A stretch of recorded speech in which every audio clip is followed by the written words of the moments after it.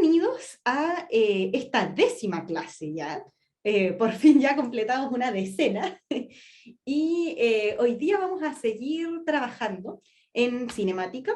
Yo creo que vamos a trabajar en cinemática hasta la primera prueba, que es, no me acuerdo si a finales de septiembre o principios de octubre. Y ahí vamos a cambiar a la siguiente unidad, que es dinámica. Por ahora seguimos con movimiento, aceleración constante. Y hoy día entonces vamos a ver el ejemplo pendiente de Bruno con Peter, que no lo alcanzamos a terminar la clase pasada, dejamos planteadas las ecuaciones, y vamos a hacer una deducción de las ecuaciones de posición y velocidad, pero de manera general, ¿sí? Porque se acuerdan que la vez pasada lo hicimos, pero solo para un movimiento unidimensional.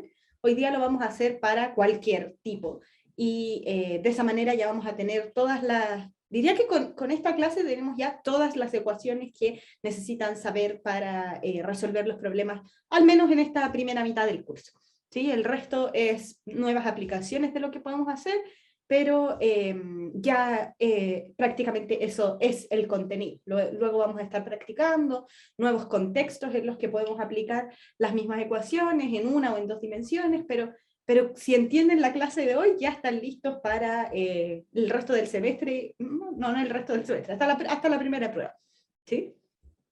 Entonces, para retomar, revisemos cuál era el ejemplo que estábamos viendo en la clase anterior, en caso de que no se acuerden o estén medios perdidos. La clase pasada vimos este ejemplo, en el que teníamos una carrera hasta el semáforo, y nos preguntábamos quién iba a ganar. Entonces teníamos dos personajes. Por una parte estaba Peter, que tenía una velocidad máxima de 12,5 metros por segundo, pero una aceleración de 0,8. Mientras que, por otra parte, teníamos al otro personaje, que es Bruno, el amigo de Peter, o rival, no sé bien cómo lo podríamos interpretar. Y Bruno tiene una velocidad máxima un poquito menor, de 10 metros por segundo, la otra era de 12,5, pero tiene más aceleración, tiene una aceleración de 2,5, mientras que Peter tenía una aceleración de 0,8 metros por segundo cuadrado. Entonces tuvimos esta discusión de que en verdad algunos que eran ciclistas habían tenido esta experiencia de que a veces cuando uno está recién partiendo, la bici pasa a los autos por un momento, ¿sí? Por un cierto tramo, la bici va adelante y después los autos alcanzan a la bici y la pasan. En este caso, los autos son Peter, que va en el vehículo motorizado, mientras que Bruno va en bicicleta, ¿sí? Entonces, la diferencia es que Bruno tiene más aceleración, pero tiene menos velocidad máxima, mientras que Peter tiene al revés, más velocidad máxima, pero menos aceleración. Entonces, teniendo este problema, vámonos a ver qué es lo que habíamos avanzado. Entonces, lo primero que hicimos para repasar y que nos pongamos al día y todo, por si acaso alguien se lo perdió también, lo primero que hicimos fue anotar cuáles eran los datos, ¿sí? Entonces aquí anotamos los mismos datos que nos dio el problema. Después nos hicimos una pregunta: ¿alcanzan la velocidad máxima antes del semáforo? Lo cual es muy importante, porque si alcanzaron la velocidad máxima antes del semáforo, entonces quizás llevaron un movimiento acelerado el primer tramo y después a velocidad constante, o bien, si es que no la alcanzaron antes del semáforo, fueron siempre a aceleración constante y no alcanzaron a llegar a la velocidad máxima. Entonces, la verdad es que eso es lo que nos teníamos que preguntar, si alcanzaban o no a llegar a la velocidad máxima, los dos personajes, para ver cómo es las ecuaciones que teníamos que utilizar. Porque si alcanzan la velocidad máxima antes del semáforo, entonces deberíamos dividir esto en dos tramos: el tramo en el que se mueven con aceleración constante y el tramo en el que se mueven con velocidad constante. Entonces, lo que anotamos es que, como se trataba de un movimiento acelerado al principio, cuando están partiendo, entonces la ecuación para Peter, en este caso, era la aceleración de Peter por el tiempo. No tenía velocidad inicial porque partía desde el reposo. Para Bruno era exactamente lo mismo, pero con la aceleración de Bruno, con la aceleración de Bruno en vez de la aceleración de Peter. Entonces aquí una de las cosas más importantes es tener harto ojo con los subíndices que estamos utilizando. Las P son para Peter, que es el de la moto, y las B son para Bruno, que es el de la bici. Y después, aquí hay un momento importante, porque si bien estas ecuaciones que tenemos escritas acá dependen del tiempo, aquí está el tiempo, está multiplicado por la aceleración, ese instante de tiempo t, cualquiera que le llamamos, es eso, es un instante de tiempo cualquiera, porque esto en el fondo es una función, es un f de x, ¿sí? Solo que la x no es x, sino que es t. Ahí necesitamos un poquito de flexibilidad mental para darnos cuenta de que en verdad es lo mismo, solamente estamos haciendo una función, de hecho una función lineal, porque estamos multiplicando por una constante solamente, y eso nos da una función que podemos reemplazar para cualquier tiempo. ¿Sí? Entonces, ese cualquier tiempo es el instante que llamamos t, a secas. Pero nosotros nos preguntábamos cuándo alcanzan su velocidad máxima. Entonces, eso va a pasar en un cierto tiempo, no sabemos cuánto es, pero es un tiempo específico, no es un tiempo cualquiera. ¿Sí? Entonces, teníamos que ponerle un nombre diferente para hacer esta distinción de que en verdad, si bien la t es tiempo, es cualquier tiempo. En cambio, el tiempo que le llamamos P máximo y V máximo son el tiempo que demoran los personajes en alcanzar su velocidad máxima. Y eso es un cierto tiempo, un solo valor, no un tiempo cualquiera, porque de hecho lo pudimos calcular. Entonces, de las ecuaciones que teníamos, despejamos cuánto valía el tiempo para Peter y el tiempo para Bruno, en lo que demoraban en alcanzar su velocidad máxima, y lo evaluamos con los valores numéricos que teníamos. ¿Sí? Entonces reemplazamos la aceleración, perdón, la velocidad máxima, reemplazamos la aceleración y entonces obtuvimos que el tiempo toma un valor específico. ¿Sí? Entonces Peter son 15,625 segundos. Eso es lo que Peter se demora en alcanzar su velocidad máxima, mientras que Bruno se demoraba solo 4 segundos. ¿Sí? Entonces, son tiempos específicos que tienen un solo valor. El tiempo Bruno máximo era 4 segundos, mientras que el tiempo Peter máximo era 15,625 segundos. Pero no eran un tiempo cualquiera, por eso es que teníamos que ponerles un nombre especial. Y bueno, con eso entonces pudimos ver cuánto tiempo les había tomado en alcanzar la velocidad máxima, pero no sabíamos dónde estaban en ese instante. Y eso es lo más importante. ¿Sí? Entonces, ahora que ya sabemos qué instante, entonces lo más fácil que podíamos hacer, y que ustedes mismos me sugirieron, es ocupar la ecuación de posición. Porque si yo quiero saber dónde está, entonces la verdad es que lo que me estoy preguntando es cuál es la posición de ciertos personajes en los instantes de tiempo que teníamos. ¿Sí? Entonces, aquí quedamos, escribimos las ecuaciones de posición para Peter y para Bruno, le pusimos un subíndice 1 para indicar que estamos hablando de el primer tramo, ¿sí? Podría ser este primer tramo acelerado y un segundo tramo a velocidad constante, que aún no sabemos si existe o no, pero para ser cautelosos, entonces ocupamos el 1 y así nadie se nos confundía.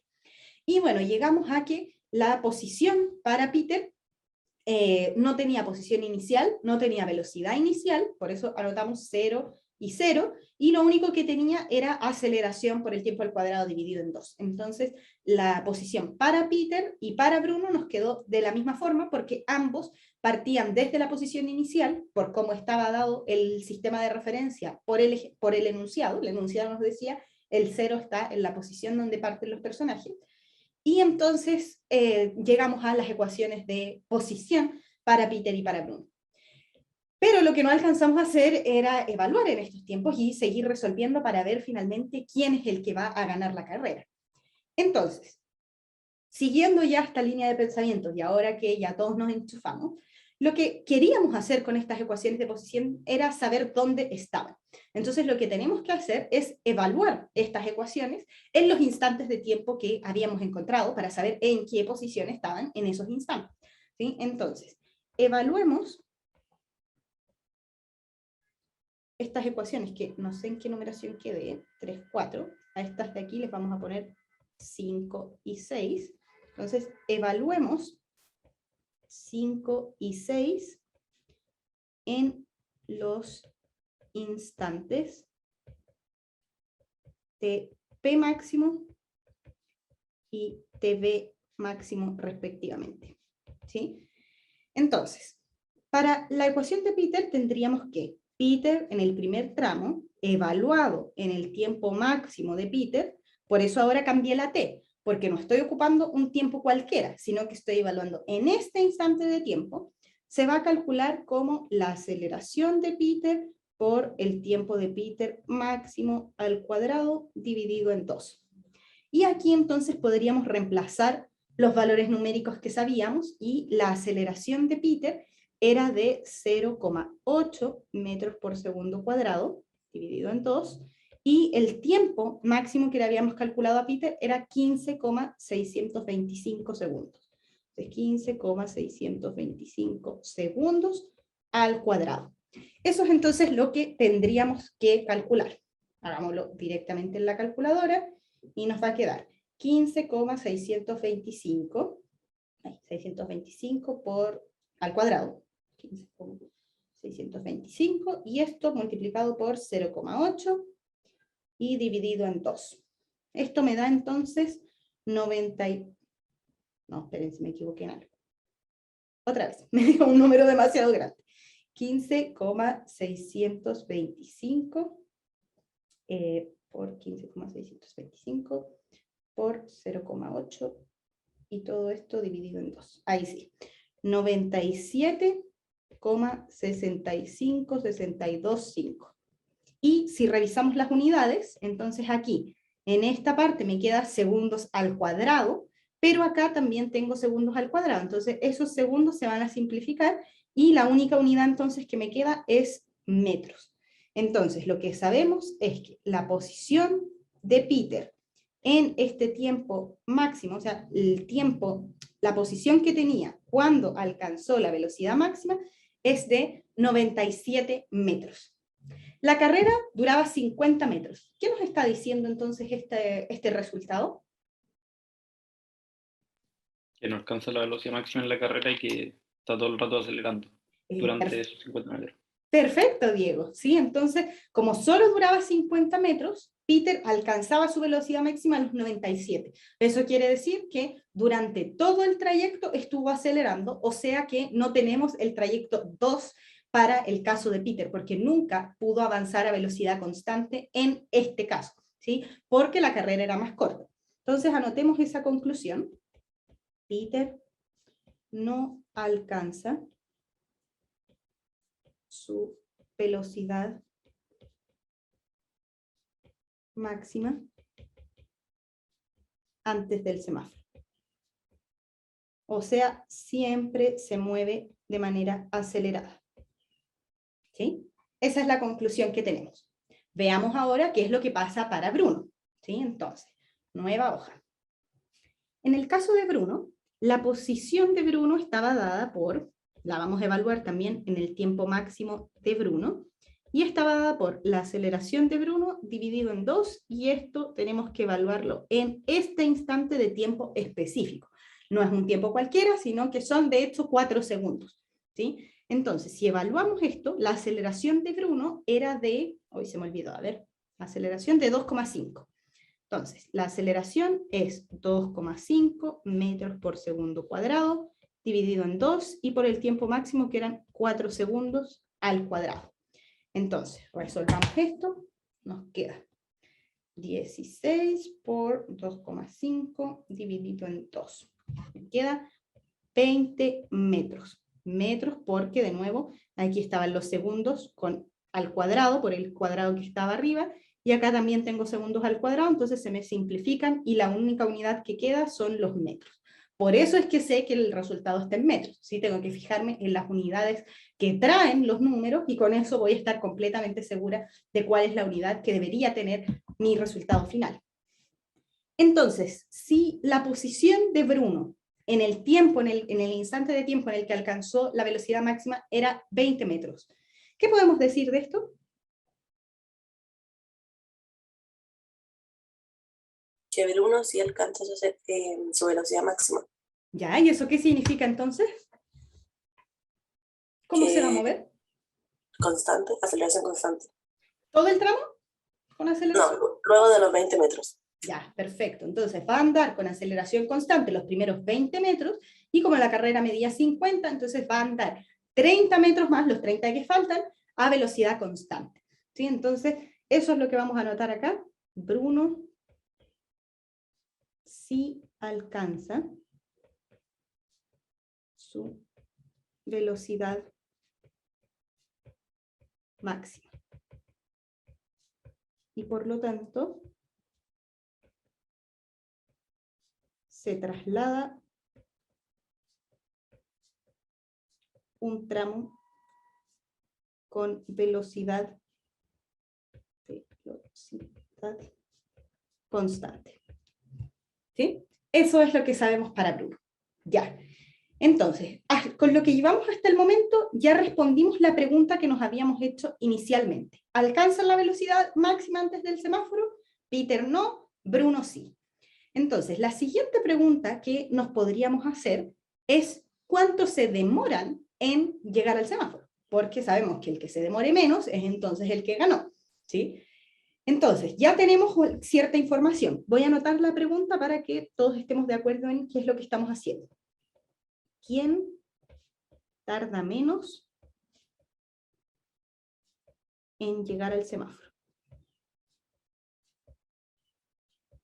Si estamos hablando de quién tarda menos, la verdad es que lo que andamos buscando es un tiempo, ¿sí? Eso es lo que queremos, saber cuánto tiempo le toma a cada uno recorrer los 50 metros, y el que tarde menos entonces es el que ganó, porque de eso se trata ganar, o sea, el que llega más rápido a la meta, y eso quiere decir que si alguien estaba con un cronómetro y mide a Peter separado de Bruno, entonces el que tuvo menor tiempo es el que ganó la carrera.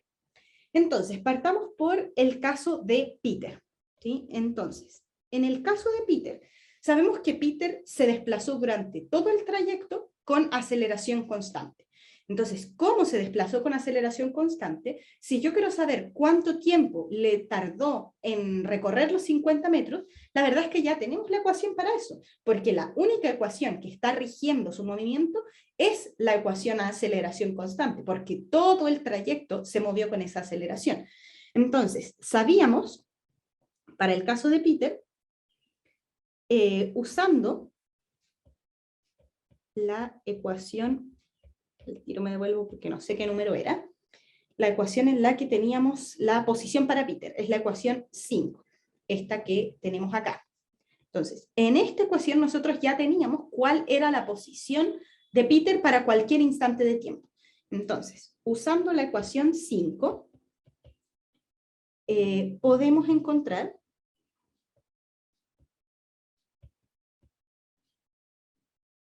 lo que le vamos a llamar TP, que es el tiempo. A ver, podemos encontrar el tiempo TP que tarda Peter en llegar a la meta. Eso es lo que vamos a encontrar. ¿Cómo podría yo encontrar este tiempo que tarda en llegar a la meta usando la ecuación de posición? Que la voy a anotar aquí por si alguien no se acuerda. La ecuación de Peter para el primer tramo y único tramo que tiene era la aceleración de Peter dividido en 2 por el tiempo al cuadrado. Tengo que despejar el tiempo y reemplazo por 50 en el izquierdo. Perfecto.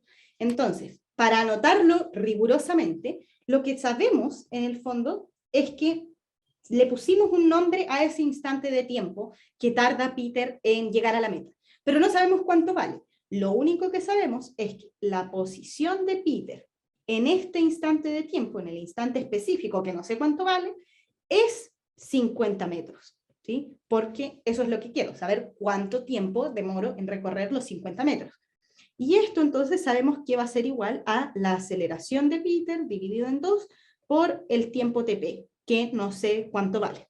Entonces la verdad es que aquí yo mantuve de manera algebraica la aceleración de Peter, pero ese valor es conocido. Nosotros sabemos que Peter aceleraba a 0,8, creo que era la aceleración. Sí, 0,8 metros por segundo cuadrado. Entonces la verdad es que ahora yo podría escribir todo numéricamente y lo que tengo es que 50 metros es igual a 0,8 metros dividido segundo cuadrado, dividido en 2, por el tiempo TP, que es lo que no sé cuánto vale y que me gustaría saber. Entonces aquí la verdad es que tenemos una ecuación de segundo grado, pero que podemos resolver porque tiene solo una incógnita. Entonces resolvámosla. Me va a quedar 50 por 2, que serían 100 metros, y esto dividido en los 0,8 metros por segundo cuadrado. Esto es igual a el tiempo de Peter al cuadrado. Y por lo tanto, si yo quisiera despejar cuánto vale solito el tiempo, puedo sacar raíz cuadrada de lo que tengo al otro lado. Ahora, ojo eso sí, porque cuando yo saco raíz cuadrada, matemáticamente tengo dos soluciones, ¿sí? tanto el 2 al cuadrado como el menos 2 al cuadrado, ambos dan 4. Entonces la verdad es que cada vez que yo soluciono una ecuación cuadrática tengo dos soluciones, la positiva y la negativa, la raíz positiva y la raíz negativa.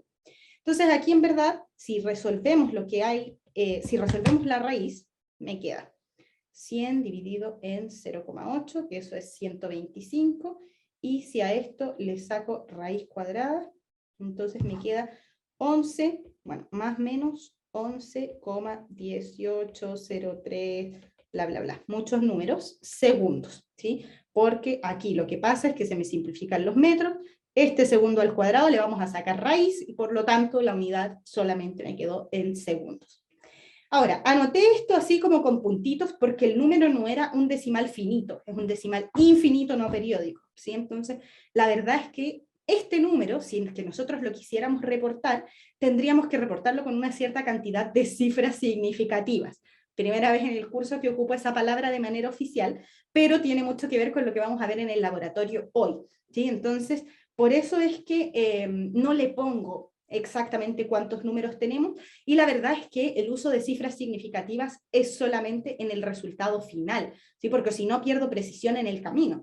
Entonces, por ahora, la verdad es que si yo quisiera trabajar esto de manera rigurosa, yo tengo que guardar el número, tengo que dejarlo ahí en la calculadora, y cuando tenga que de nuevo hacer alguna operación con este número, entonces lo vuelvo a ocupar. ¿Sí? Y si no, lo podemos dejar así porque en este momento lo que queríamos encontrar era el tiempo que tarda, y tarda 11,18 segundos. Si el otro tarda 11,18 también, ahí tendríamos que entrar a picar bien cuáles eran los decimales que seguían, pero si nos da, no sé, 8, claramente ganó Bruno. ¿Sí? Entonces, por ahora no nos importan realmente los decimales que siguen, y por eso, como no sé exactamente cuál es la precisión y cuáles son la cantidad de cifras significativas que debería utilizar, entonces lo dejo así. Ahora, tenemos un solo problema, eso sí, porque aquí tengo dos soluciones. Tengo una solución positiva y una solución negativa. ¿Con cuál me debería quedar? Con la positiva, ¿Y por qué, Itaf? porque no existe el tiempo en negativo. ¿No existe el tiempo negativo? O sea, una persona no se puede demorar en negativo. Ya. Te pregunto otra cosa. ¿Este tiempo TP es un intervalo de tiempo o es un instante de tiempo? El tiempo TP es el tiempo en el que tarda en llegar al semáforo. ¿Ya? ¿Y es literalmente un intervalo o lo transformamos en un intervalo porque tomamos el inicial como 0? Claro, yo como un intervalo.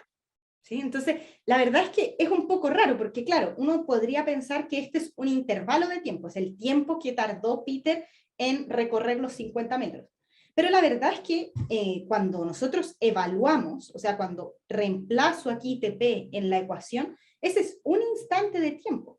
Entonces, ¿por qué coincide que un instante de tiempo es igual al intervalo? Bueno, eso solo pasa porque nosotros elegimos el tiempo igual a 0 como el instante en el que partió la carrera.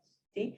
Pero si solo pensamos en instantes de tiempo, no nos queda bien el argumento de el tiempo no puede ser negativo, ¿sí? Porque los instantes de tiempo sí podrían ser negativos. Le podemos dar la interpretación de que pasaron antes de donde yo empecé a contar el 0. ¿Sí? Creo que ya les había dado el ejemplo de que si la clase, cuando empieza la clase, empezamos a contar el 0, como que ahí pongo un cronómetro, yo podría pensar que cuando yo me levanté, entonces fue un tiempo negativo, ¿sí? Porque me tuve que levantar antes de que empezara la clase. Entonces, para poder decir en qué instante pasó eso, ese es un instante de tiempo negativo. Pero como ahora sabemos que Peter llegó a la meta después de que habían partido, no antes, entonces el único tiempo que tiene sentido en el ejercicio es el tiempo positivo. Ahora, me doy hartas vueltas en esto porque esta justificación es una de las justificaciones más importantes si es que este fuera un ejercicio de control, ¿sí? Porque no es llegar y poner el tiempo positivo, hay que saber por qué estoy eligiendo el tiempo positivo. Así que cualquiera que no haya entendido la discusión, cuénteme al tiro. Por último, si le da vergüenza, hábleme por interno, ¿sí? Voy a anotar mientras lo que conversamos. Entonces, ¿cómo Peter llega a la meta? Después, voy a destacar, de partir entonces TP tiene que ser mayor que 0, y por lo tanto vamos a concluir que el tiempo de Peter es 11, se me olvidaron los otros decimales, 1803 segundos, pero positivo. ¿Sí? Entonces, me preguntan por interno, qué bueno que se atrevieron, porque no entendieron. Entonces, lo que estamos diciendo es que, de hecho, de ahí les puedo hacer una ayuda a memoria en el Power para que les quede por siempre, ¿sí? Pero lo que nosotros sabemos es que los instantes de tiempo pueden ser positivos o negativos. Que algo sea negativo significa que pasó antes de que empezara a correr el cronómetro. Entonces, en este caso, como nosotros sabemos que Peter llega a la meta después de partir, porque si no sería muy, muy estúpido que llegara antes de que hubiera partido, entonces el único tiempo que tiene sentido para este ejercicio es el tiempo positivo, porque eso es lo que pasó después. Un tiempo negativo hubiera significado que Peter llegó a la meta antes siquiera de haber partido, y esa cuestión sería como demasiado relativista, no sé, medio raro, así que no. O sea, nosotros sabemos que aquí las cosas pasan con completa normalidad, y por lo tanto estoy segura de que el tiempo que me sirve es el tiempo positivo. ¿Sí? Eso. Entonces ya sabemos cuánto se demoró Peter. Pero nos falta saber cuánto se demoró Bruno. ¿Sí? Entonces, para Bruno, nosotros ya sabemos algunas cosas. Bruno tiene dos tramos. Un primer tramo en que lo hace a aceleración constante y un segundo tramo que lo hace a velocidad constante. Ahora, la parte del primer tramo donde lo teníamos con aceleración constante, nosotros ya tenemos información, porque cuando hicimos el cálculo nos dimos cuenta que Bruno alcanzaba a recorrer 20 metros con aceleración constante.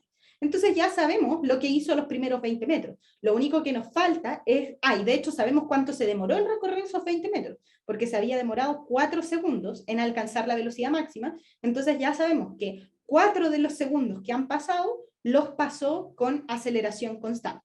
Entonces anotemos eso acá. Sabemos que anduvo 4 segundos con aceleración constante. No, lo que nos falta ver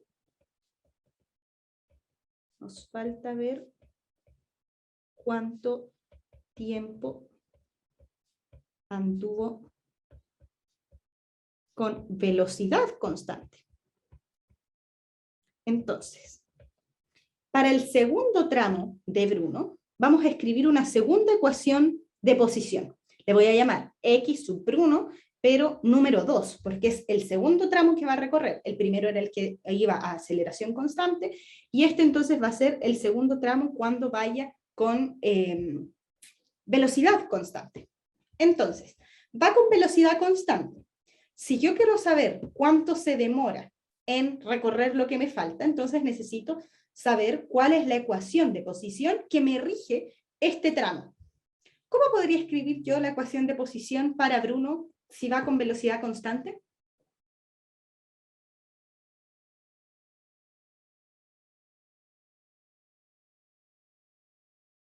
Al ser velocidad constante, la aceleración sería cero.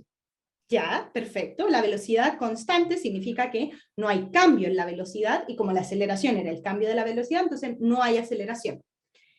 ¿Qué términos sí habría entonces en esta ecuación? Posición y velocidad en función del tiempo. Ya, ok. Entonces tengo posición, dice Gabriel. ¿Tiene un apellido esa posición o se llama posición nomás? Posición inicial, perdón. Gracias, Gabriel. Entonces, ¿cuál es la posición inicial de Bruno para este segundo tramo que estamos analizando? 20. 20, porque ya estaban los 20 metros cuando empezó a avanzar a velocidad constante. Entonces ya sabemos que la posición inicial que tenía era 20 metros. ¿Sí? Antes de reemplazar los valores, le voy a llamar posición inicial de Bruno nomás, a este valor, ¿sí? Para que lo escribamos algebraico, podamos resolver lo que haya que resolver y de ahí reemplazamos. Tiene una cierta posición inicial, que le voy a anotar aquí abajito, que son 20 metros. ¿Qué más tiene?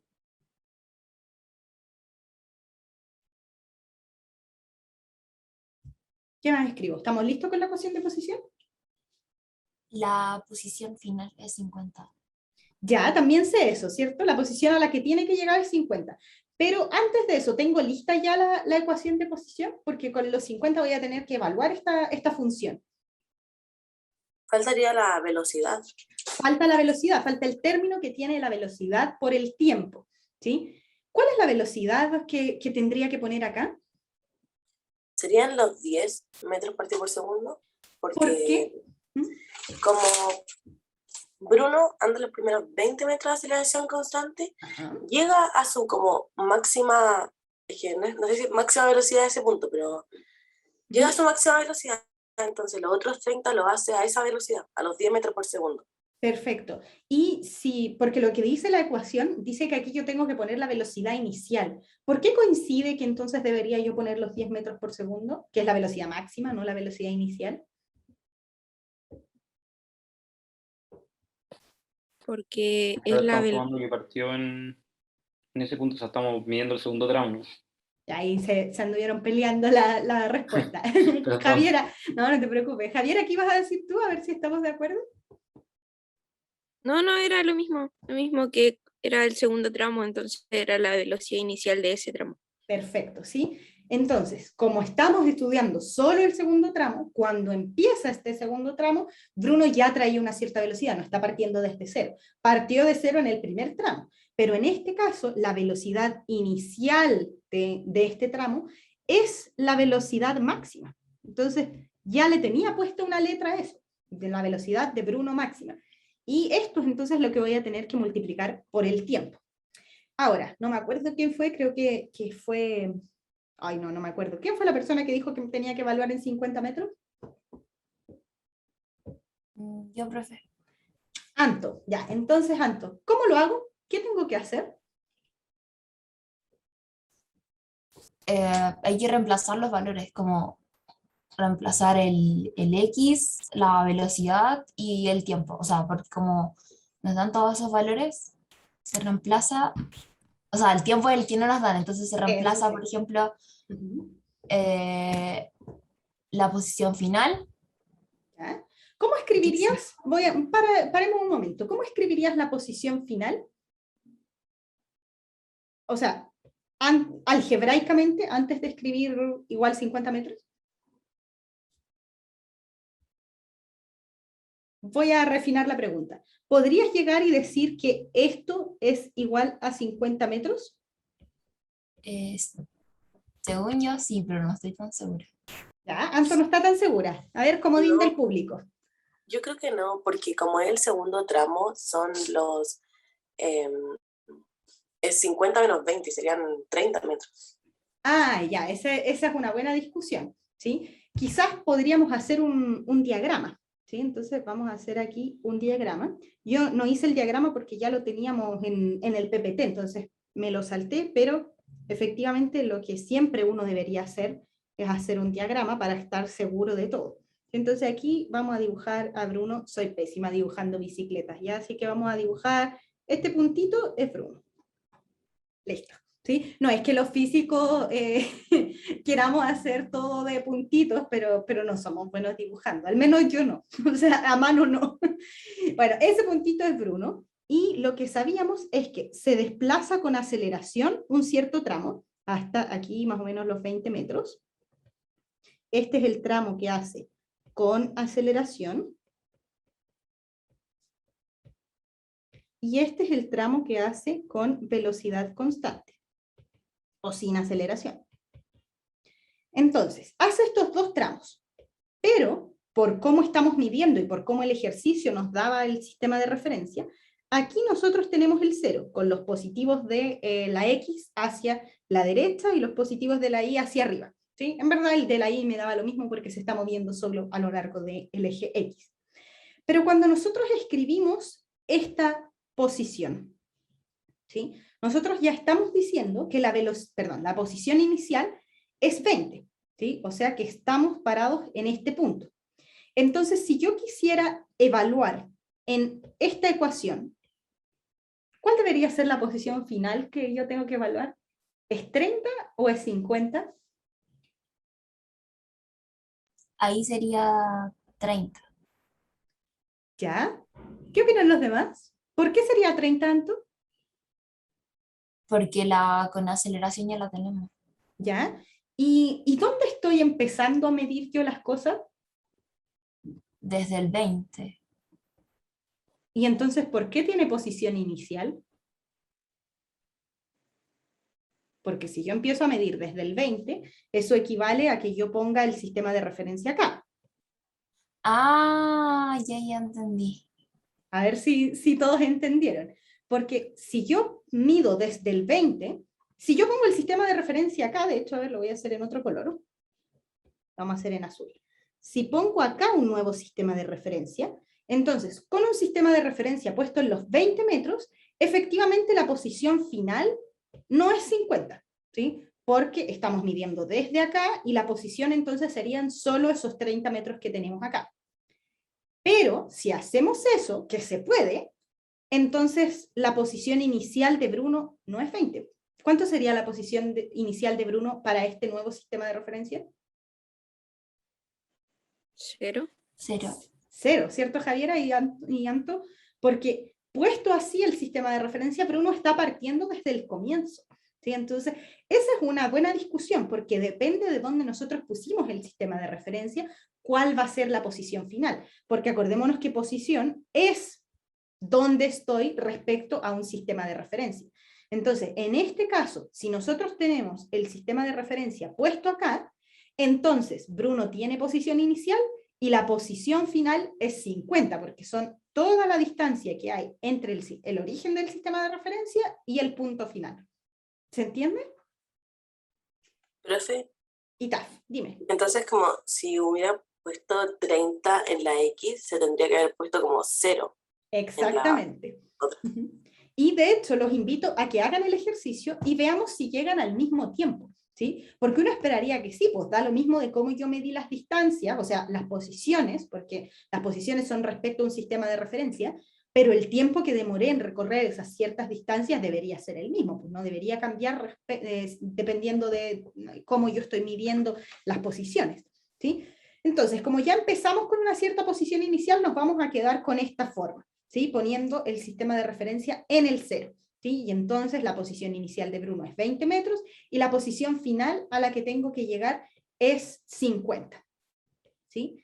Entonces, sigamos resolviendo. Yo les preguntaba si puedo llegar y decir que la posición de Bruno en el tramo 2 para un tiempo cualquiera es igual a 50 metros.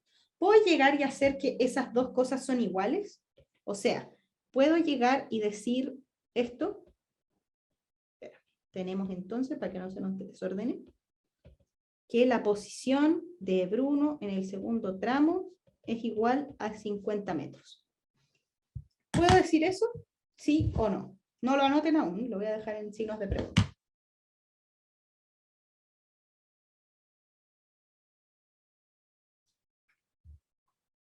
¿Sí, no y por qué?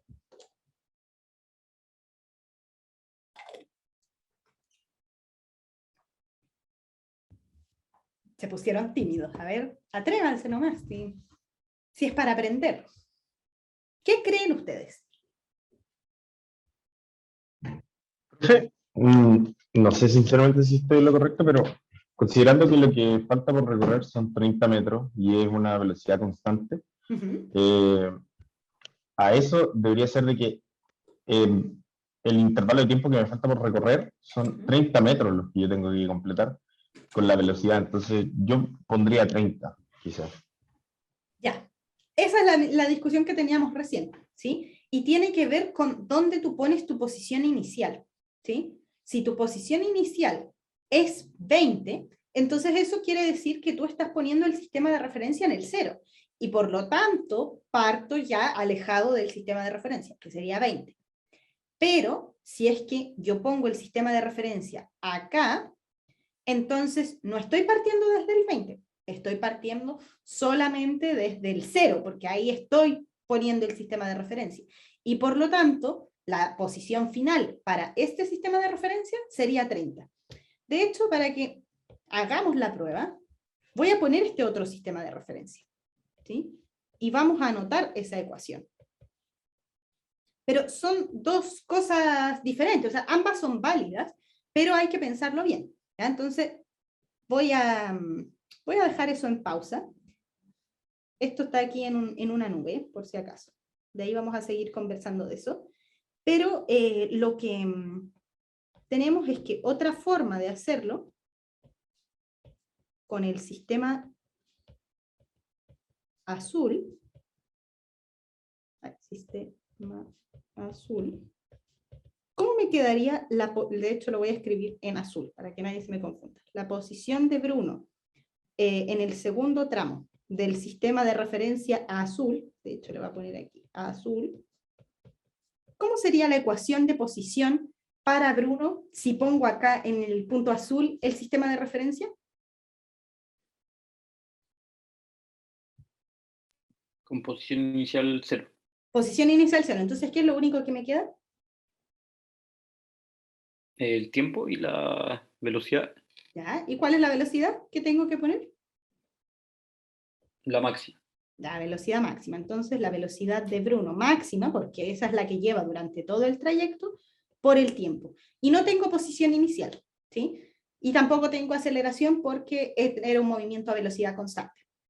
Ya, entonces tendríamos esta otra ecuación, que son diferentes a la primera que teníamos. De hecho, a esta le puedo poner, ¿en qué número iba? A ver, quedé en la 6. Entonces, a esta le podríamos llamar 7 y a esta le podríamos llamar 8. 7 y 8 no son exactamente iguales porque son en base a sistemas de referencia diferentes. Entonces, me devuelvo a la nube. ¿Puedo llegar y escribir esto? ¿O qué es lo que está diferente? De hecho, a ver, me voy a devolver. Acá, por ejemplo, cuando nosotros decíamos, usando la ecuación 5 podemos encontrar el tiempo que tarda Peter en llegar a la meta. Esta era la ecuación de movimiento de Peter, y aquí entonces yo reemplacé a 50 metros. Encuentren las diferencias entre esto que estoy mostrando ahora y esto que tengo en la nubecita. ¿Puedo llegar y escribir esto? ¿Sí o no? ¿Y qué significaría esto?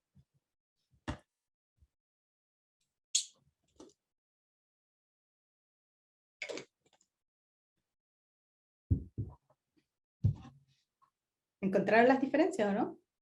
Se los muestro de nuevo, mírenla bien, mírenla de cerca. Y ahora encuentren la diferencia con lo que habíamos hecho aquí.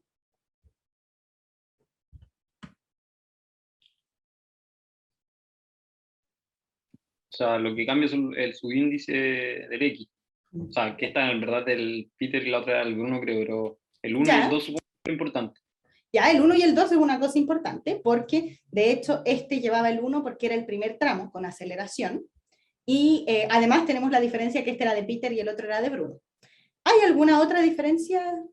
Porque dijiste que eran los subíndices de la posición. ¿Hay alguna otra diferencia? A ver, la otra vez no, profe, que ya se me olvidó. Ya, ahora me devuelvo. Esta de acá. Que la T no tiene subíndice. La T aquí no tiene subíndice. ¿Qué significaría entonces una T sin subíndice?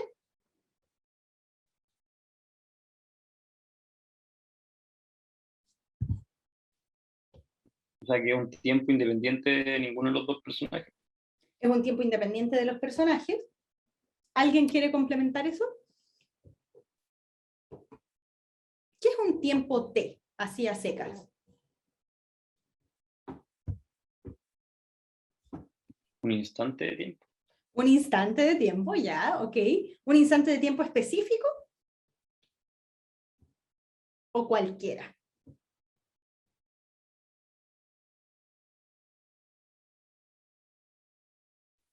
En este caso sería cuando va a estar en esa posición con esa velocidad, ¿o no? Ya, Reika. Entonces, ¿escribo un T cualquiera? ¿O tendría que ser uno específico?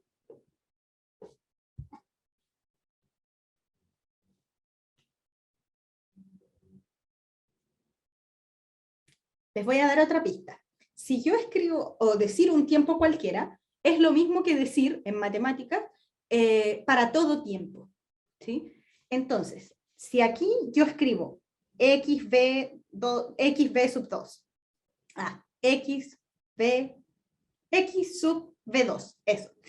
Si escribo eso, dependiendo del tiempo, con un tiempo cualquiera acá, lo que yo estoy diciendo es que para todo tiempo, esta posición es igual a 50 metros.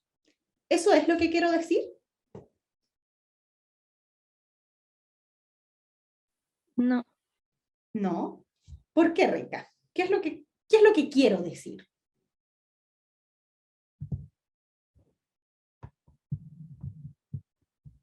Voy a perseguir a la Reika, ya que me contestó. ¿Cuándo se encuentra en el tiempo? O sea, ¿en qué tiempo se encuentra cuando está en la posición final? ¿Ya? ¿Y eso pasa en cualquier tiempo? No. No. Entonces, como no pasa en cualquier tiempo, yo tengo que ocupar un subíndice. No puedo poner un tiempo t cualquiera, porque t es el tiempo, es como cuando ponemos f de x, ¿sí? Pero no para todas las x, yo tengo que esto es 50 metros. Si yo lo tuviera así, entonces leamos esta función, ¿sí? Esta función dice, la posición para cualquier instante de tiempo es igual a 50 metros. ¿Qué significaría eso para Bruno? ¿Se mueve o no se mueve? No hay cambio de posición, entonces estaría siempre los 50. Exactamente. ¿Sí? Entonces, esto en verdad está mal escrito, ¿sí? Lo vamos a anotar aquí al lado con rojo, de hecho. Vamos a cambiar el color.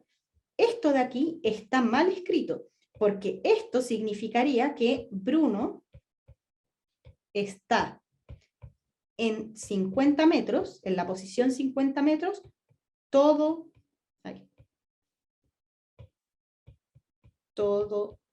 el tiempo. Y eso no es lo que pasa. Lo que nosotros sabemos es que para un cierto instante de tiempo, solo un momento, Bruno está en la posición de 50 metros. Como es un tiempo específico, el tiempo en el que eso sucede, entonces no le puedo llamar t a secas, porque t a secas se llama el tiempo cualquiera, cualquier instante de tiempo. Yo tengo que evaluar este tiempo t en un cierto valor, que justo coincide con que también es otra letra, por eso es tan confuso esto. Pero el tiempo con un cierto subíndice tiene un único valor, mientras que el tiempo sin subíndice toma cualquier valor, ¿sí? Entonces, esa es la gran diferencia, y por eso me detuve tanto en esto, porque yo sé que es una de las confusiones más grandes, porque en el colegio se ocupa, si quiero calcular un tiempo, la t, y le ponen t a todos los tiempos, y no todos los tiempos son iguales. De hecho, ya llevamos hartos tiempos calculados. De hecho, aquí, por ejemplo, calculamos un cierto tiempo que valía 15,625, otro cierto tiempo que valía 4 segundos, y si yo a estos ambos lo hubiera llamado t, no tendría ningún sentido, pues, porque entonces tendría que t es igual a 15 y t también es igual a 4. O sea que 15 es igual a 4. Eso no podría ser, pues no tiene sentido que yo diga eso. Entonces, tengo que ocupar letras diferentes o subíndices diferentes para indicar que son instantes de tiempo diferentes, ¿sí? A priori yo no sabía cuánto valen, y por eso es que es confuso, porque tengo que ocupar una letra, no puedo ponerle el número directo porque no sé cuánto vale, ¿sí? Pero tenemos que ponerle una letra que no sea el t a secas, ¿sí? Porque si no estamos diciendo que en cualquier instante de tiempo Bruno está en los 50 metros. Y eso no pasa en cualquier instante de tiempo, pasa en un tiempo específico, que es el que yo quiero encontrar. Entonces, para ordenarnos un poco, sea t sub p el tiempo que tarda, el instante de tiempo en el que Bruno llega a la meta. Entonces, ahora sí, lo que sabemos es que la posición de Bruno en el segundo tramo, en este cierto instante de tiempo, es 50 metros. Para el primer sistema de referencia que hicimos, para el sistema de referencia amarillo. Si lo quiero escribir de otra manera, para el sistema de referencia azul, entonces tengo que la posición de Bruno en el azul, en este mismo instante de tiempo es 30 metros, ¿sí? Como lo quería José Pablo, creo que fue el que habló, no me acuerdo quién fue el que dijo. Soy pésima con los nombres, ¿me perdonan? No me acuerdo quién fue, o Gabriel, o Diego. Háganse presentes para que así me aprenda sus nombres. Cada vez que hablan, yo al menos... Ah, ¿fue Gabriel? ¿Qué cosa, profe? Perdón. Es que ¿Quién dijo lo de 30 metros? yo lo había sugerido, era como en base a lo que habíamos discutido antes. Ya, ahora sí, entonces. Gabriel dijo que si ocupábamos el sistema de referencia azul, entonces son 30 metros, porque respecto a este sistema, entonces esta posición son solo 30 metros alejados desde el origen de ese sistema. Si ocupo este otro sistema, entonces la distancia que separa la posición final del origen del sistema es 50 metros. Son cosas distintas. Pero fijémonos en algo. La posición de Peter, de acuerdo a la primera ecuación, está dada por la posición inicial más la velocidad máxima por el tiempo. Entonces, aquí tendríamos la posición inicial de Bruno más la velocidad máxima de Bruno por el tiempo. Y en el caso azul, tendríamos solo la velocidad máxima de Bruno por el tiempo, porque no tiene posición inicial medido respecto al sistema de referencia azul. Pero reemplacemos los valores, reemplacemos los valores numéricos. Reemplazando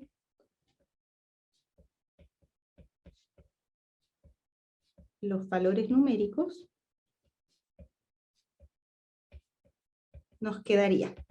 En el primer caso, este es el sistema de referencia 1, este es el sistema de referencia 2. En el sistema de referencia 1, tendríamos que la posición de Bruno, en este instante de tiempo que no sabemos cuánto es 50 metros, y eso es igual a la posición inicial, 20 metros, más la velocidad máxima de Bruno, que era 10 metros por segundo por el tiempo. Y en el caso del sistema de referencia 2, vamos a tener que la posición de Bruno, de acuerdo al sistema de referencia azul, en este mismo instante de tiempo, va a estar a 30 metros del origen del sistema de referencia, pero la ecuación dice que no hay posición inicial, que solamente es la velocidad máxima por el tiempo. Y la velocidad máxima es 10 metros por segundo por el tiempo. Esas dos ecuaciones tenemos. ¿Qué pasa con estas dos ecuaciones? Son iguales. Son iguales, ¿no, Diego? ¿Por qué son iguales? A ver. O sea, porque si yo simplifico, o sea, dejo los términos semejantes iguales, me va a quedar lo mismo debajo. Exactamente, porque aquí arriba tengo 50, efectivamente, pero tengo un 20 al otro lado. Entonces, cuando este 20 lo pase al otro lado, me va a quedar restando, me va a quedar 50 menos 20, que van a ser justito los 30 que tengo al otro lado. Entonces, la verdad es que voy a llegar a la misma ecuación, y por lo tanto voy a tener el mismo resultado. Ahora me equivoqué acá porque el tiempo no era un tiempo cualquiera, era el tiempo Bruno.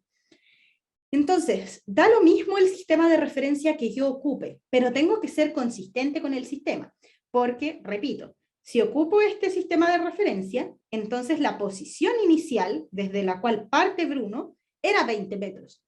Pero, si ocupo el sistema de referencia azul, entonces Bruno parte desde esta posición, y esta posición para este sistema de referencia es 0, no es 20. ¿Sí? Entonces, ese es el único cuidado que hay que tener, pero si uno es lo suficientemente astuto y no se confunde con eso, entonces puedo ocupar la ecuación que quiera, porque el cálculo es el mismo.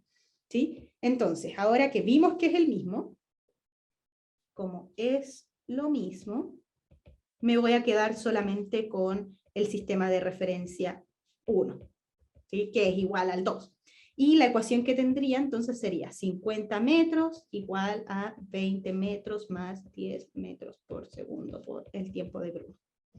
Y entonces aquí me va a quedar 30 metros dividido en 10 metros por segundo. Eso va a ser igual a el tiempo TV. O sea, el tiempo TV va a ser igual a 30 dividido en 10, o sea, solo 3 segundos.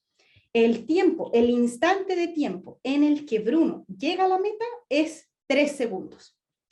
Ahora, ¿cuánto sería el tiempo total de Bruno? Voy a escribir esa pregunta. ¿Cuánto tarda Bruno en total entonces, porque hizo 2 tramos, uno a velocidad constante y otro a aceleración constante. ¿Cómo calculo cuánto tiempo tardó Bruno en total? Sumando los dos Sumando tiempos. Exacto. Ya, a coro me respondieron. Entonces, el tiempo total de Bruno sería igual a los 4 segundos que tardó en el primer tramo, más los 3 segundos que tardó en el segundo tramo. O sea, 7 segundos en total. ¿Quién ganó entonces?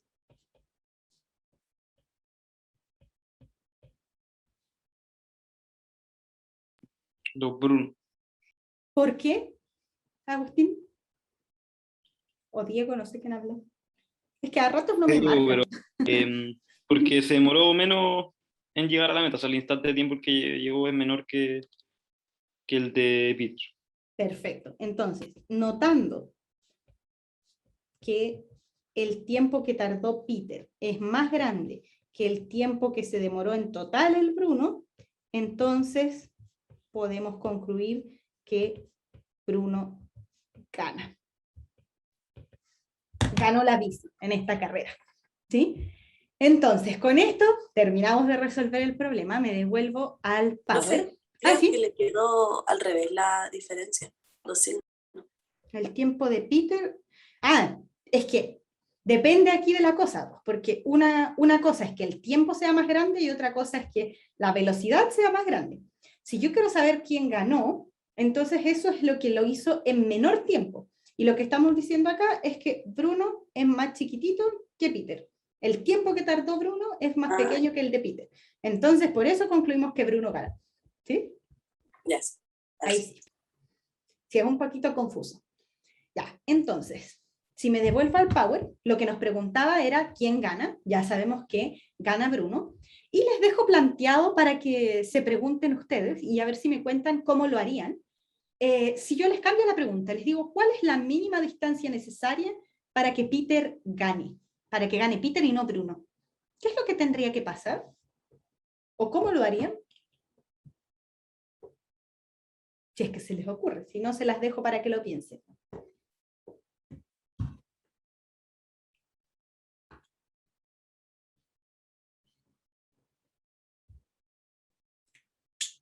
¿A alguien se le ocurre cómo harían esto? ¿Cuál es la mínima distancia para que Peter gane?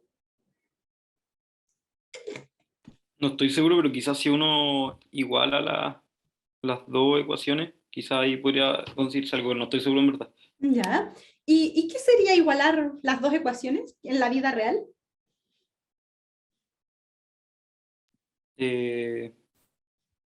Creo que igualar el tiempo, ahora no sé, me confundí. Ahora está confundido. Pensemos lo que pasó en la vida real, ¿sí? Teníamos estos 50 metros, iba Peter y Bruno, partieron rumbo al semáforo. Ay, no sé para qué lado. Ya, partieron para allá, ¿sí? Bruno tenía más aceleración, aceleró un montón, pero llegó a su velocidad máxima y de ahí se empezó a mover con velocidad constante. Por otra parte, Peter y fue todo el rato acelerando, pero Bruno llegó primero a la meta. ¿Eso qué quiere decir? ¿Quién iba adelante en esta carrera? Bruno. ¿Cierto? Gabrielitas. Entonces, Bruno era el que iba adelante.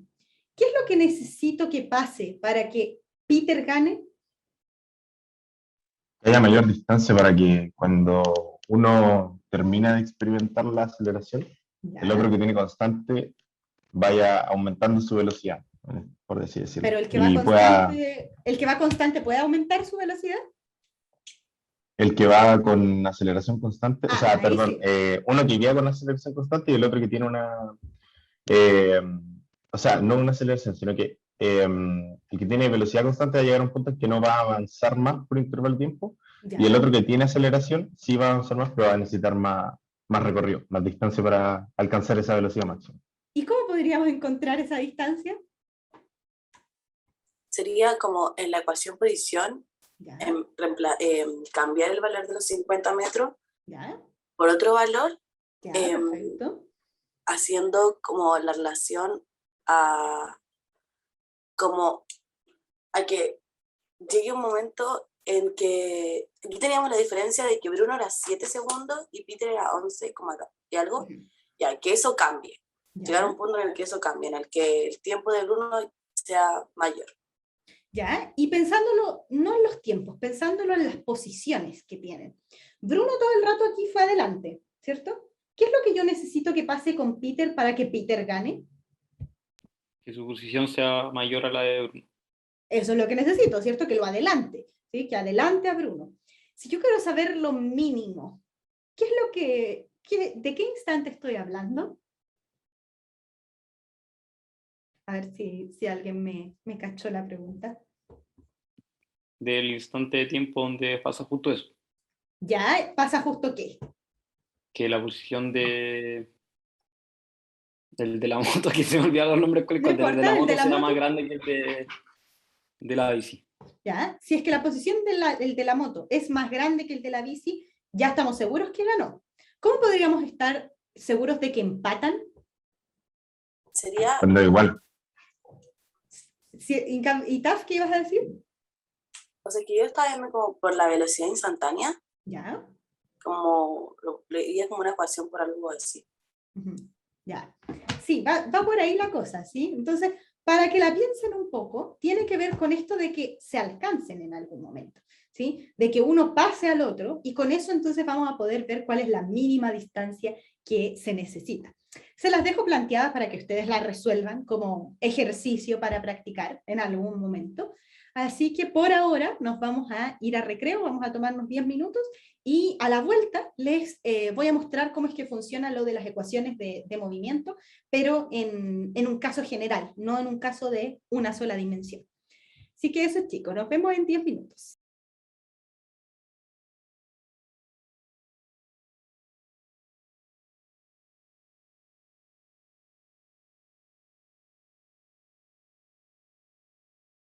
Volvimos, chicos. Ya nos quedan 15 minutos, pero creo que alcanzo a explicarles todo. Así que empecemos inmediatamente.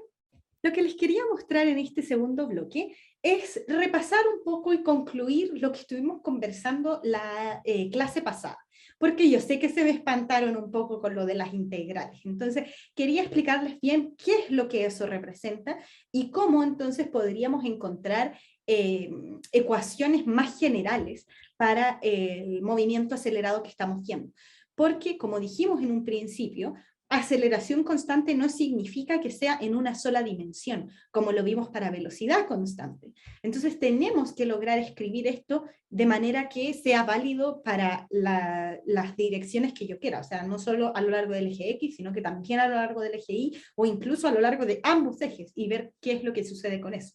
Entonces, para eso, lo primero que quería recordar es cuando vimos esto de la aceleración instantánea en una de las clases anteriores.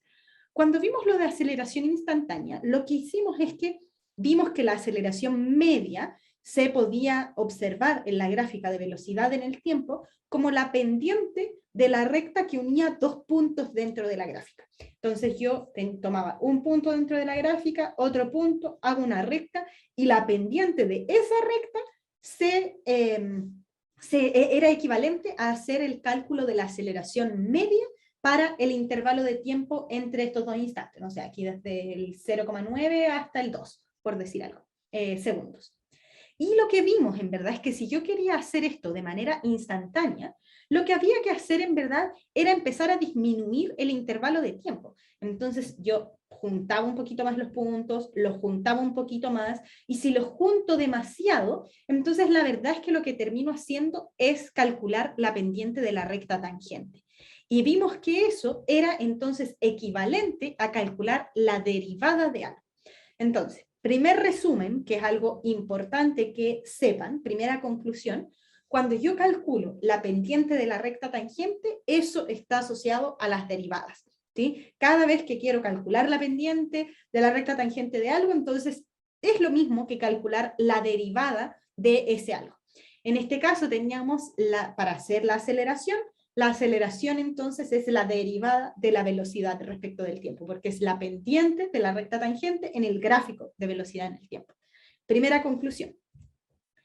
Pero también vimos en la clase anterior, justo anterior, en la del miércoles, qué era lo que pasaba cuando tratábamos de calcular no la pendiente de la recta, sino que el área bajo la curva. Entonces en ese momento yo les mostré esta recta, les hice estos rectángulos y les dije que podíamos calcular el área bajo la curva como la suma de las áreas de estos mini rectángulos. Pero yo creo que varios de ustedes se quedaron con una sensación de ¿y por qué no solo hizo el rectángulo y el triángulo y listo? O sea, como que aquí podíamos dividir esto igual como lo hicimos en el laboratorio, calculo un rectángulo, un triángulo para arriba y listo, tengo lista el área bajo la curva. Entonces, para que no se quedaran con esa sensación, les hice otro gráfico. Supongamos que no quiero hacer una recta, sino que quiero calcular el área bajo la curva de esta curva, literalmente curva, no una línea recta, sino que una forma extraña. Entonces, cuando quiero calcular el área bajo esta curva, ya no es tan fácil la cosa, porque no es como hacer un rectángulo y un triángulo y listo, sino que aquí de verdad la forma es extraña. Y no sé, quizás lo podríamos aproximar por algunas circunferencias, pero es medio raro. Entonces, lo que se les ocurrió a Newton y a Riemann, que ahora me acordé de quién es el otro caballero que trabajó con esto de sumar áreas bajo la curva, es poner rectángulos abajo. Entonces, si yo pongo hartos rectángulos, puedo hacer una aproximación del área que hay abajo. Entonces, pongo varios rectángulos, yo sé calcular áreas de rectángulos, es largo por ancho, entonces eso es muy fácil, y los sumo. Problema es que si en verdad hago esto así tal como lo tengo dibujado, es súper poco preciso, pues tengo muchos rectángulos que están por debajo, algunos que se salen, entonces la verdad es que así, hacerlo llegar y hacerlo de esta manera no es tan preciso. ¿Cómo podemos mejorar esto? Disminuyendo el ancho de los rectángulos. Entonces, en verdad, si yo disminuyo el ancho, ahora como que ya encajan un poquito mejor. Si lo disminuyo aún más, entonces encajan harto mejor en la curva. Y si lo sigo disminuyendo, ya como que va tomando la forma precisa de lo que queríamos calcular. Entonces, cuando yo hago este límite, al igual que antes, que hicimos el límite cuando el intervalo de tiempo tiende a 0, entonces por eso se nos juntaban los puntos dentro de la pendiente, aquí estamos haciendo lo mismo, estamos disminuyendo los intervalos de tiempo, también son intervalos de tiempo, porque lo que tenemos en el eje horizontal es tiempo, entonces al disminuir los intervalos de tiempo, estoy haciendo que mis rectángulos sean cada vez más flacos, y con eso entonces tengo una mejor aproximación de cuánto es el área bajo la curva. Si yo hago tender esto a 0, o sea, tengo rectángulos infinitesimalmente flaquitos, entonces la aproximación que tenemos del área es bastante buena y podríamos decir que es exacta en el límite cuando el intervalo tiende a 0. Y eso entonces es lo que se define como la integral. Cuando yo tengo un área bajo la curva donde hago tender el intervalo de tiempo, en este caso el ancho de los rectángulos, a 0, o sea, los tomo muy, muy pequeñitos, entonces voy a poder calcular el área total exacta bajo la curva, y eso es entonces lo que se abrevia con una integral. Es lo mismo, poner una integral es decir, calculé el área bajo una cierta curva. Eso es lo que estamos haciendo. Entonces quería contarles esto para que lo tengan claro y para que me puedan seguir en esta deducción desde el cálculo, ¿sí?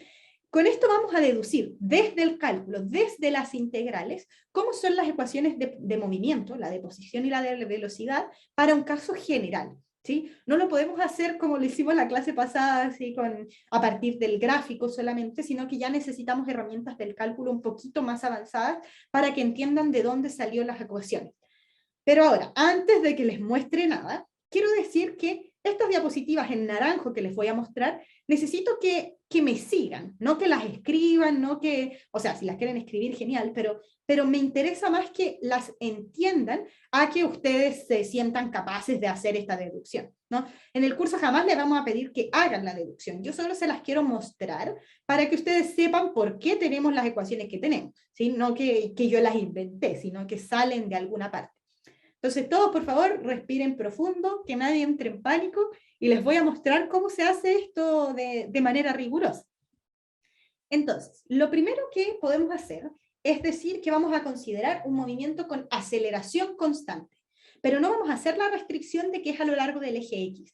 Entonces, aceleración constante, la aceleración es un vector y lo voy a representar con la letra A vector. Entonces tengo una cierta aceleración constante que tiene una cierta dirección, pero yo no digo que es solo en X, sino que es cualquier aceleración. Y por definición de aceleración, de la aceleración instantánea, acuérdense que cuando digo solo aceleración, estoy hablando de la instantánea, entonces sabemos que esta corresponde a la derivada de la velocidad de una partícula respecto al tiempo. O sea, lo que sabemos es que la aceleración es la derivada de la velocidad en el tiempo. Eso es lo que escribí cuando definimos el concepto de aceleración, ¿sí? No es nada nuevo, ¿sí? Ahora, tenemos esto. Y lo otro que yo les había contado es que la derivada con la integral son funciones inversas. O sea, es como elevar al cuadrado con la raíz cuadrada. Si yo le aplico una a la otra, entonces se anula. Entonces, si yo quisiera encontrar cuánto es la función que me define la velocidad, una de las cosas que yo podría hacer acá es integrar, para que así se vaya la derivada y muera en el fondo con la operación contraria, y me quede solita la velocidad en función del tiempo, que es lo que yo quiero. Entonces, para obtener la función de velocidad para este movimiento, integremos a ambos lados en la ecuación anterior. Es decir, me va a quedar la integral de la aceleración respecto del tiempo. Acordémonos que la colita anda junto con el dt, como que lo abrazan entre los dos a la aceleración. Y al otro lado teníamos la derivada de la velocidad respecto del tiempo y también recibí un abrazo de la colita con el dt. Lo vamos a integrar. No he resuelto la integral, solamente lo escribí. Lo que uno esperaría es que si integro una derivada, entonces estas dos cosas se anulen, y por lo tanto que me quede solita la velocidad. Y me va a quedar entonces que la velocidad es igual a la integral de la aceleración respecto del tiempo.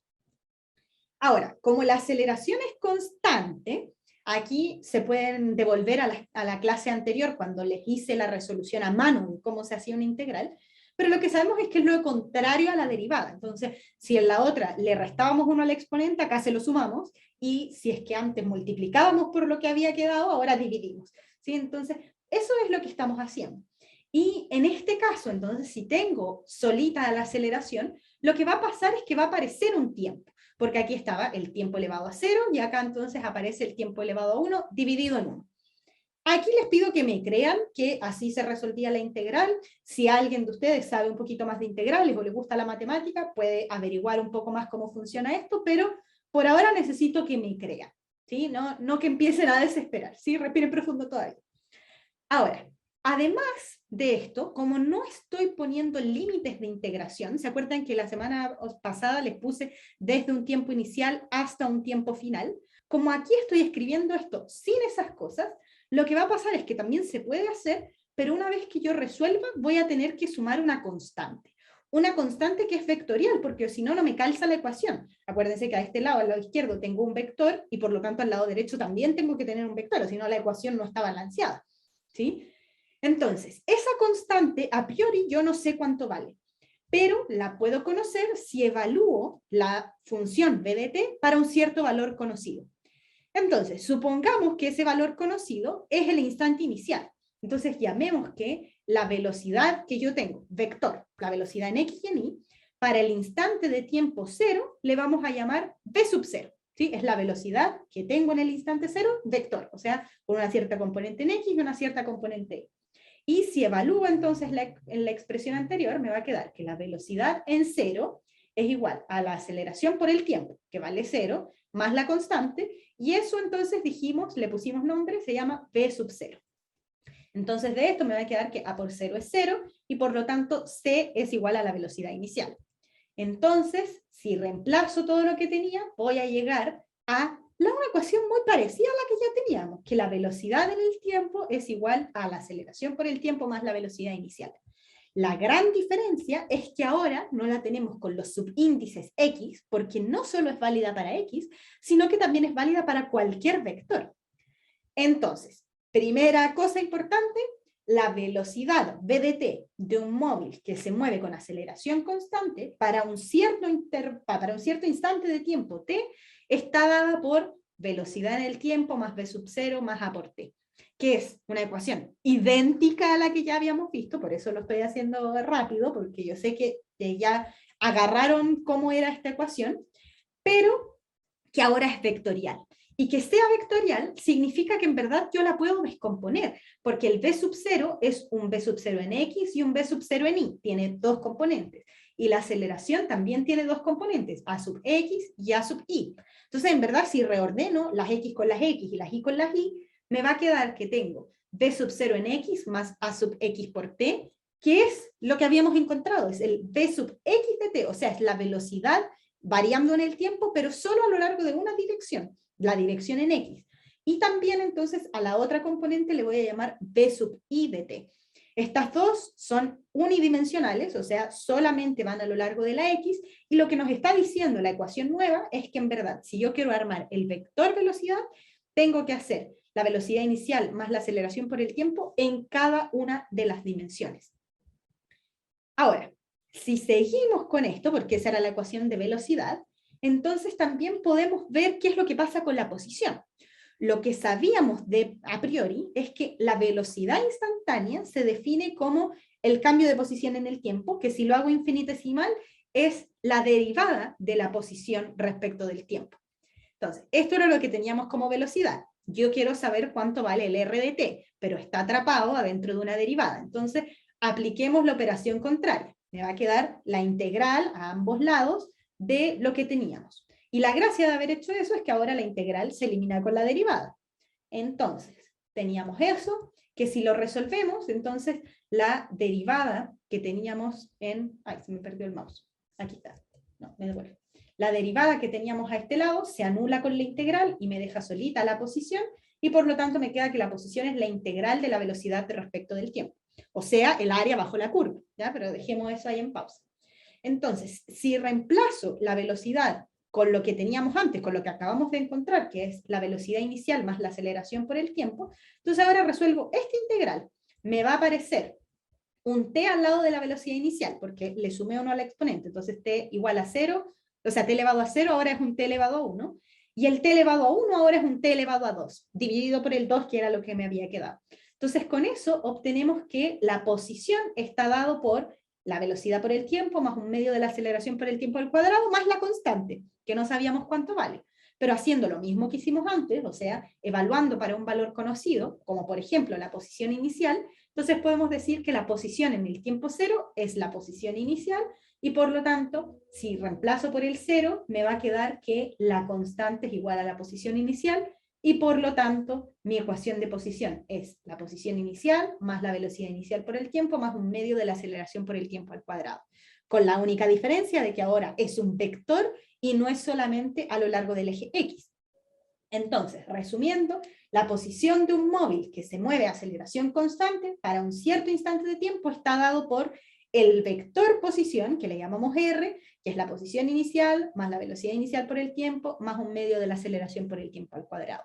Y como esto es un vector, entonces también lo puedo descomponer y decir que esto que está en X es una cosa, y lo que está en Y es otra cosa, y a lo que está en X le llamo X de T, que es lo que hemos estado usando todo el rato. Todo el rato en Bruno y en Peter ocupamos que la posición era un X de T, porque solamente se estaba moviendo a lo largo del eje X, y por lo tanto todo lo que tenía en el eje Y, que le llamamos Y de T, era 0, porque no se estaba moviendo en esa dirección.